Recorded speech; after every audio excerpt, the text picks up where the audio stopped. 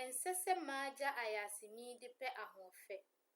Dɔkota panyin Ɔda Hyai Osudoko ayaresabea ano, Kennedy Tete Kofi Bryson akyerɛ mu sɛ, ɛnsɛ sɛ mmaa gya wɔn ayaasenhwi kuhaa na ama wɔn ahosiesie adi mu.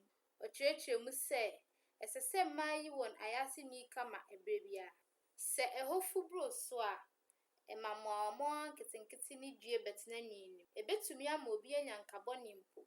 Nanso, nnipa bi kyerɛ sɛ oyi nwii no a, ɛma mpɔmpɔ taa bobɔ wɔn. Dr. Bryson tuu mmarima ne mmaa nyinaa fo sɛ, ɔnsua sɛ obeyi w'ayaasenhwi na wasiesie hɔ fɛfɛɛfɛ.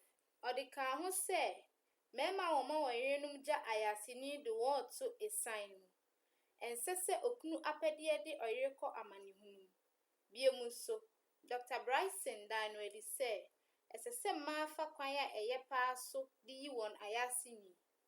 Afei nso, ɔngyae sɛ ɔde nneɛma bɛhyehyɛ wɔn ase na ama ɛhɔ akye. Saa yɛ mmoa wɔn. Ɔde baa awieeɛ sɛ, mmaa awɔdeɛ yɛ kronkron bere a ɛsɛ sɛ wɔdi hɔ ni bere biara. Dr. Bryson daa nsɛm yi nyinaa adi wɔ GTV Breakfast Show dwumadie so.